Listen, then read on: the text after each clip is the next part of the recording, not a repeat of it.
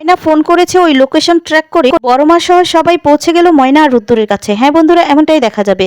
বিস্তারিত জানতে ভিডিওটিতে লাইক দিয়ে সম্পূর্ণ দেখতে থাকো। গল্পের শুরুতেই দেখা যায় রাজারামকে দেখে রুদ্দুর অবাক হয়ে যায় আর রুদ্দুর ঘরের ভিতরে এসে বসে থাকে, ভাবতে থাকে যে কি করবে, ওর চিকিৎসা করবে না করবে না। রাজারাম কি ওদেরকে চিনতে পেরে এখানে এসেছে নাকি সত্যিই চিকিৎসা করতে এসেছে, এই সমস্তই ভাবতে থাকে। ঠিক তখনই রুদ্দুরকে ডাকতে থাকে আর তখন রুদ্দুর কি করবে বুঝতেই পারে না। এরপর বলে যেভাবেই হোক আমাকে যেতে হবে, আমাকে কিছু একটা ওষুধ বানিয়ে হলেও যেতে হবে, বুঝতে দিলে চলবে না যে আমি ভয় পাচ্ছি। আর তখনই রুদ্দুর কিছু একটা ওষুধ নিয়ে চলে যায় রাজারামের কাছে আর গিয়ে তখন সেই ওষুধটা জোরে লাগিয়ে দেয়, ইচ্ছে করেই জোরে জোরে লাগাতে থাকে। রাজারাম চিৎকার করতে থাকে আর বলে আমার খুব লাগছে। রুদ্দুর মুখে গাছন্ত ওষুধগুলো যে বানিয়েছে সেই সমস্ত লাগিয়ে যায় আর সেখানকার থাকা লোকটি বলছে বাবা আপনার মুখে এই সমস্ত কি লেগেছে? তখন বলে ওই তো ওষুধ বানাচ্ছিলাম তো তাই মুখের মধ্যে লেগে গেছে। আর তখন রাজারাম বলতে থাকে বাবা যান আপনি এগুলো ধুয়ে ফেলতে পারেন, সমস্যা নেই। এরপর দেখা যায় রুদ্দুর বলতে থাকে না সমস্যা নেই, আমার অসুবিধা হবে না। আর তখনই ওষুধগুলো লাগাতে থাকে রাজারামকে। রাজারাম খুব ব্যথা পাচ্ছে আর কাঁদছে। এরপর রুদ্দুর সেই জায়গাটা ব্যান্ডেজ করে দেয়। এরপর রুদ্দুর বলতে থাকে এই সমস্ত সবকিছু পরিষ্কার করে রেখো, এই বলে চলে যেতে লাগে। আর তখনই রাজারাম বলতে থাকে দাঁড়ান বষ্টমী বাবা, আপনাকে একবার প্রণাম করতে চাই। আর তখন রুদ্দুর বলে প্রয়োজন নেই। আর তখন বলে আপনি একবার ঘুরেন না আমার দিকে, আমি একবার আপনার প্রণাম করতে চাই বাবা। আর তখন রুদ্দুর বারবার করে বলে যে আমার প্রণাম করার তার কোনো প্রয়োজন নেই। আর তখন রাজারাম বলে আমি আপনার অনেক নাম শুনছি বাবা, তাই আপনাকে প্রণাম না করে ছাড়বো না। এরপরে সেই জমিদার বাড়ির কাজের মহিলাটি চলে এসেছে আর বলে বষ্টমী বাবা শিগগিরই চলেন, আমাদের সেই বাচ্চাখানে আবার জ্বর হয়েছে। আর তখন বলে জমিদার তোমাকে পাঠিয়েছে? এরপর বলে হ্যাঁ। এরপর রুদ্দুর বলে আচ্ছা যাও তুমি, আমি আসছি। এই বলে তখনই এদিকে রাজারাম বলতে থাকে বষ্টমী বাবা আপনার গলাখানা কেমন যেন চেনা চেনা লাগতেছে, মনে হইতাছে আপনার গলাখানা আমি আগেও শুনছি। এই বলে রুদ্দুর তখন ভয় পেয়ে যায় আর দৌড়ে ওখান থেকে চলে যায়। এদিকে রাজারাম কাঁদতে থাকে আর বলতে থাকে বষ্টমী বাবা তো চলে গেল, আমার চিকিৎসা? আর তখনই বলে আপনারে তো যা চিকিৎসা করার কইরাই গেছে, আর বাবা যখন একবার আপনার চিকিৎসা করছে আপনি ঠিক সুস্থ হইয়া যাইবেন, আপনি কোথা থেকে আইছেন? আর তখন রাজারাম গ্রামের নামটি বলে। এরপর বলে সে তো অনেক দূর, আপনি একা একা যাইতে পারবেন তো? এরপর বলে হ্যাঁ যাইতে পারবো। আর বলে যে যান, আপনি যেতে যেতেই বুঝতে পারবেন যে বষ্টমী বাবার চিকিৎসার গুণখানা। আর তখন রাজারাম রুদ্দুরকে সন্দেহ করতে থাকে আর বলে আচ্ছা উনি মানে এই বষ্টমী বাবা কোনখান থেকে আইছে?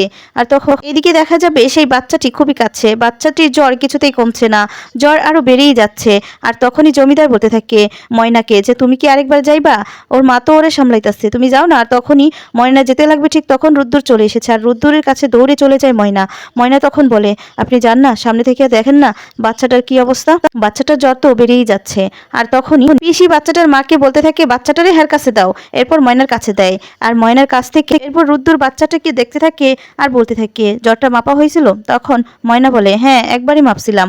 আর বলে আর মাপনি? তখন বলে না, কিন্তু বুঝতে পারতাছি বাচ্চাটার জ্বর কমতাছে না বাড়তাছে। পিসি তখন মাথায় হাত দিয়ে বলতে থাকে মূলো যা, ওরা দিহি ডাক্তারি ভাষায় কথা কইতাছে, তোমরা কি ডাক্তার নাকি? মিনা কইলা বষ্টমীর বাবা মাথায় হাত দিলেই ভালো হইয়া যাইব। তখন রুদ্দুর বলে অলৌকিক কিছু নয়, আমি একজন বষ্টমী, কিন্তু কিছু কিছু ক্ষেত্রে ওষুধ দিয়ে থাকি আমি, অলৌকিক কিছু যে ঘটবে তেমন কিছু নয়। সেই মহিলাটি শাশুড়ি বলতে থাকে বষ্টমী বাবা আপনি বাচ্চাটার কি বুঝতেছেন, বাচ্চাটা ঠিক হইব তো? আপনি ভালো করে দেন। আর তখন বলে ঠিক হবে, কিন্তু তাকে সুস্থ করার জন্য আমাকে এই বাড়িতে 2-3 দিন থাকতে হবে, আপনারা থাকার ব্যবস্থা করতে পারবেন তো? আর তখনই জমিদার বলতে থাকে হ্যাঁ হ্যাঁ আপনি থাকলে তো খুব ভালো হবে, খুব ভালো করে আমাদের নাতনিটাকে দেখতে পারবেন, আপনার সমস্ত ব্যবস্থা কইরা দিব, আপনি এইখানেই থাকেন। এদিকে ময়না এই কথা শুনে অবাক হয়ে যায়, বলে কি ব্যাপার, ডাক্তারবাবু এই বাড়িতেই থাকতে চাইছেন, তার মানে কোনো ঘটকা আছে, মানে কোনো কিছু ঘটেছে কি? এই সমস্ত মনে মনে ভাবতে থাকে। আর এদিকে সেই মহিলাটি শাশুড়ি বলছে আচ্ছা আপনারা এখানেই থাকবেন, তাহলে তো হয়, খুব ভালো হয়, আপনাকে থাকার লেগে সমস্ত রকম ঠিক করে দিতেছি, আপনাদের আলাদাভাবে একটা রুম দিতেছি, আপনারা ওইখানেই থাকবেন। আর আমাদের খাবার তো আপনারা খাবেন না জানি, আপনারা কি খাবেন সেই সমস্ত আমরা ব্যবস্থা করে দিব। এরপর রুদ্দুর বলতে থাকে আচ্ছা আপনারা সবাইকে একটু বাহিরে যেতে পারবেন? আর তখন পিসির আপত্তি করতে থাকে, বলে কেন আমাদের সবার বাহিরে যাইতে হইব কেন, চিকিৎসা করো আমার সামনেই করো। আর তখনই জমিদার বলতে থাকে তুই কেন কথা বলছিস, কথা বাড়াচ্ছিস, বাবা যেটা ভালো মনে করেন সেটাই তো করবেন নাকি?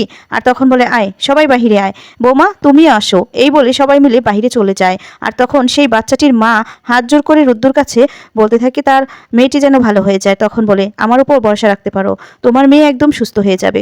কথা বললে তখন বাইরে চলে যায়। এদিকে রুদ্র দরজাটা তাড়াহুড়ো করে লাগিয়ে দেয়। আর তখনই ময়না বলতে থাকে, কি ব্যাপার ডাক্তারবাবু, কিছু হয়েছে কি? আপনার মুখের সাপটাপ দেখে মনে হইতাছে আপনি খুব চিন্তায় আছেন, কি হয়েছে? আর তখন রুদ্র বলে, ময়না, রাজারাম এসেছিল, তার মানে রাজারাম বেঁচে আছে। কথা শুনেই ময়না অবাক হয়ে যায় আর বলে, রাজারাম বেঁচে আছে আর আমরা ভয়ে ভয়ে, তার মানে আমাদেরকে পুলিশ ধরবে না? আর তখন রুদ্র বলে, হ্যাঁ, আমাদেরকে পুলিশ ধরবে না, আমরা তাহলে গ্রামে যেতে পারি। ময়না বলে, আমরা তো তাহলে গ্রামে যাইতেই পারি। এরপর বলে, তা যাইতে পারি, তার মানে রাজারামের লোকেরা যে আমাদের খুঁজছিল মারার জন্য, তাই রাজারামের নির্দেশেই মনে হচ্ছে খুঁজছিল। তো এই মুহূর্তে আমাদের ফট করে গ্রামে যাওয়াটা একদম ঠিক হবে না। ওরা হয়তো ক্ষেপে আছে, আমাদেরকে যেখানে পাবে মেরে ফেলবে, তাই আমাদেরকে একটু সেফ থাকতে হবে। অন্যদিকে দেখা যাবে বড়মার কাছে যে ফোন এসেছিল আর সেই ফোনের ব্যাপারে দেবশঙ্কর বাবুকেও কথা বলে। এসপি সাহেব তখন চলে এসেছে, এসপি সাহেবকেও সমস্ত কিছু খুলে বলে।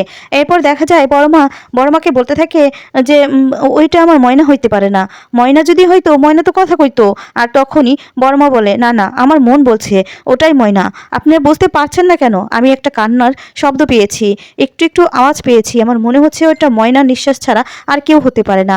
আর তখন এসপি সাহেবকেও সমস্ত কিছু খুলে বলতে থাকে।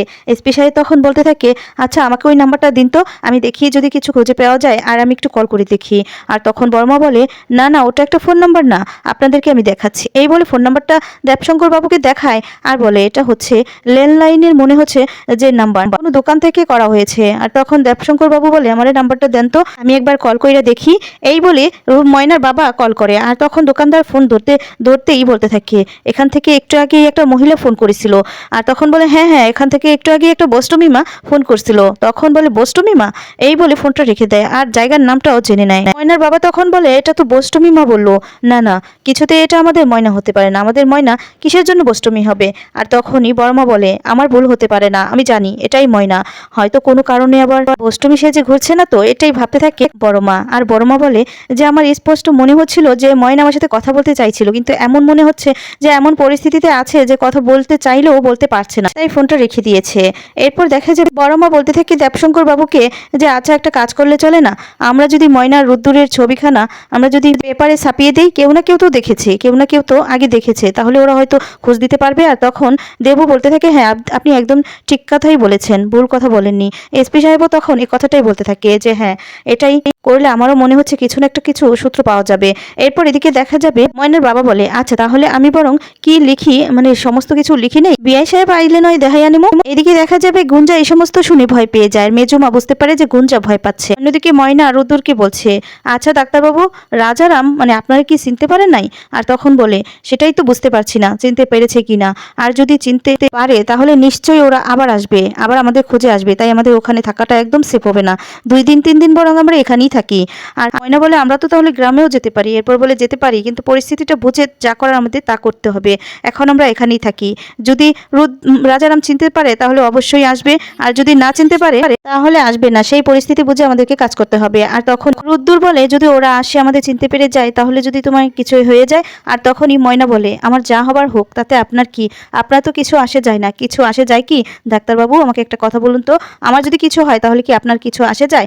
আর তখনই রুদ্দুর কিছু বলে না, রুদ্দুরকে বারবার করে জিজ্ঞেস করে। এরপর রুদ্দুর মনে মনে বলে যে, তোমার কিছু হলে যে আমার কি হয় সেটা আমি তোমাকে কিভাবে বোঝাবো? ময়না, তোমাকে আমি এখন সেটা বোঝাতে পারবো না। এই সমস্ত মনে মনে ভাবতে থাকে। আর রুদ্দুরকে বারবার করে ময়না একই প্রশ্ন করতে থাকে, কিন্তু রুদ্দুর অন্যান্য কথা দিয়ে এড়িয়ে যায়। রুদ্দুর কিছুতেই কিছু বলতে পারে না। ময়না তখন বলে, আমি জানি তো আপনি এই উত্তরটা দিতে পারবেন না। ময়না রুদ্দুরের কাছ থেকে উত্তরটা না পেয়ে খুবই কষ্ট পায়। অন্যদিকে দেখা যাবে ময়নার বাবা পেপারে ছাপিয়ে দেয়। এরপর ওরা খোঁজ পেয়ে যায় যে এই গ্রামে একজন আছে, বষ্টমী বাবারা থাকে। আর তখনই ওদের সন্দেহ হলে এখানে এসেই দেখতে পায় রুদ্দুর আর